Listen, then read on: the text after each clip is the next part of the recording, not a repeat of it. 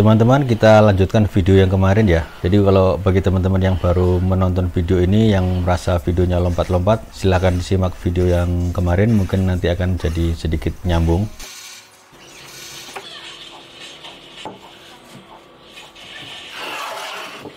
Kali ini kita akan fokus di pembuatan meja lipatnya dan pemasangan untuk dimmer atau variable speednya teman-teman. Silahkan disimak, mudah-mudahan ada sedikit manfaatnya yang bisa diambil dari video yang sederhana ini teman-teman.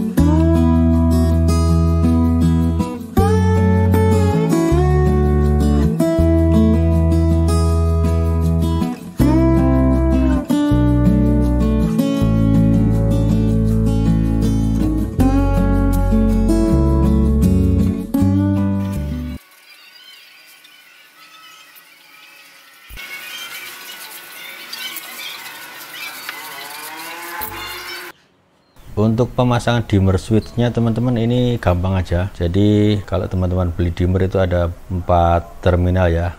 Di terminal 34 itu untuk outputnya teman-teman, nanti masuk ke stop kontak yang nantinya kita sambung ke mesin ya, ke circular show. Kemudian untuk colokannya ini nanti ke colokannya kita ya, ke colokan listrik rumah. Satu kabel yang dari colokan kita sambungkan ke saklar. keluarannya saklar, nanti kita sambung dengan kabel satu lagi yang dari colokan tadi teman-teman. Kita sambung ke terminal 1 dan 2.